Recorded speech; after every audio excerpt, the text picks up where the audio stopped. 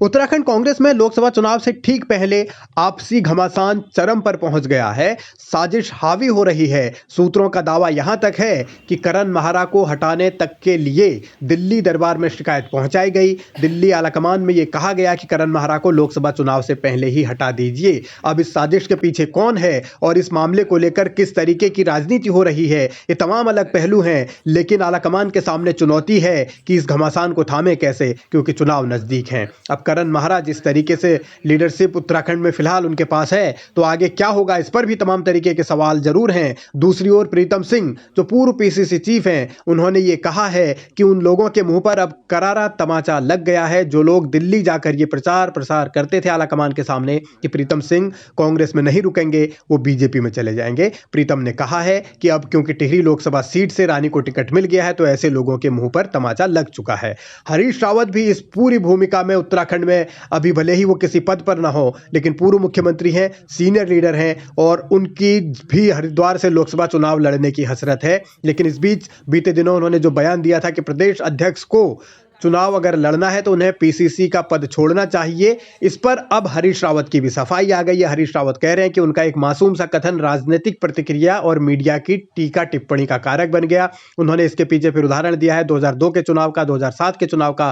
कहा है कि चुनाव प्रबंधन बेहतर था। 2012 में भी चुनाव प्रबंधन उन्होंने बेहतर होने की बात कही है और 17 में उन्होंने कहा है कि मोदी लहर की वजह से हारे, और 22 में अगर हरीश रावत खुद चुनाव नहीं लड़ते या फिर गणेश गोदियाल नहीं लड़ते तो स्थितियां बेहतर हो सकती थी। तो उन्होंने कहा है कि बेहतर चुनाव प्रबंधन हो, इसके लिए लीडरशिप को चाहिए कि वो प्रबंधन में लगे और चुनाव दूसरों को लड़ाएं। यानी करण महारा को एक तरीके से उन्होंने फिर से अपना संदेश अब अलग तरीके से सकारात्मक लहजे में दिया है। दूसरी ओर गणेश गोदियाल अचानक से पौड़ी में एक बार फिर सक्रिय हुए हैं और अपने क्षेत्र भ्रमण पर निकले हैं, कार्यकर्ताओं से, लोगों से मुलाकात कर रहे हैं और इसको भी एक संकेत के तौर पर माना जा रहा है कि क्या उन्हें कहा गया है कि वो लोकसभा का चुनाव लड़ें।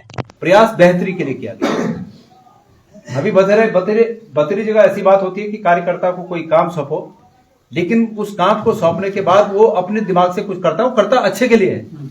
उसके रिजल्ट अगर खराब भी आए तो उसमें नाराजगी नहीं होनी चाहिए कि उसने खराब कर दिया, उसने अच्छे के लिए किया।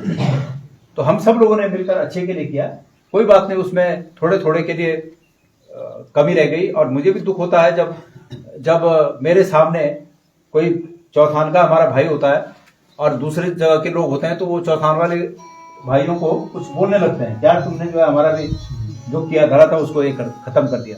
तो मुझे भी बुरा लगता है, पर कोई बात नहीं, राजनीति में ये सब चीजें स्वीकार करनी होती हैं।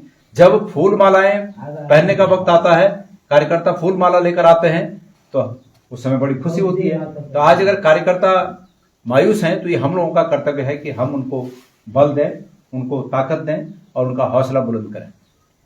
ये अपने आप में बहुत महत्वपूर्ण बात है कि ऐसे माहौल में भी आप लोगों के इतनी संख्या में जुटने से ये संदेश है, इसमें ये संदेश छुपा है कि आज भी कार्यकर्ताओं के हौसले बुलंद हैं। और निश्चित रूप में आपका ये हौसला बुलंद जो है, यही हमें किसी न किसी समय पर जीत का परिणाम देगा, निश्चित रूप में जीत का परिणाम। सबकी अपनी अपनी तैयारी है, सबकी अपनी अपनी कोशिश है। इस बीच खबर यह है कि आलाकमान ने सीनियर लीडर्स को साफ साफ किया है कि आप फील्ड में रहिए, काम कीजिए, जो भी कैंडिडेट होगा उसको जितवाइए और अगर चुनाव लड़ना पड़े तो चुनाव लड़िए। मनीष खंडूरी भी पौड़ी में सक्रिय है और उनकी भी राजनीति क्योंकि 2019 में शुरू हुई, वहां से लोकसभा का चुनाव उन्होंने 19 में लड़ा था, हालांकि तीरथ रावत से हार गए थे। लेकिन अब उन्होंने एक लंबी चौड़ी पोस्ट लिखी और ये कहा है कि बीते कुछ दिनों में वो पारिवारिक कारणों से क्षेत्र में नहीं रह पाए थे, लेकिन अब उन्होंने बताया कि आखिर वो कैसे 2019 के बाद गाँव गाँव घूमे, कैसे लोगों की उन्होंने तकलीफों को समझा और कैसे जाना कि उत्तराखंड के गांवों में क्या दुख तकलीफ है और कैसे लोगों को परेशानियां हो रही हैं और उनका समाधान क्या हो सकता है, ये भी उन्होंने तलाशने की कोशिश की है। लेकिन मनीष खंडूरी ने अब ये निशाना भी साधा है कि 5 साल के दौरान वो ग्राउंड जीरो पर रहे, तो कुछ लोगों ने कहा कि खंडूरी को गढ़वाल क्यों जाने दिया जा रहा है। इस पर भी उन्होंने कहा है कि मैं ये सोचकर दुखी हूं और उन्होंने बताया है कि वो राजनीति में क्यों है। उनका कहना है कि वो किसी टिकट के लिए, एमपी या एमएलए के नहीं, बल्कि एक विचार के साथ आए हैं और उस विचार को वो धरातल पर उतारना चाहते हैं। उत्तराखंड के लिए उनका दिल सदैव धड़कता है। तो मनीष खंडूरी ने भी इस पोस्ट के जरिए संदेश दिया है कि वो पीछे नहीं हटे हैं मैदान से। तो अब करण महारा को लेकर आलाकमान ने फिलहाल ऐसा कोई संकेत नहीं दिया है कि हटाया जाएगा, लेकिन साजिश जो हो रही है उसके पीछे कौन है, इस पर भी अब कांग्रेस की अंदरूनी सियासत गर्म है।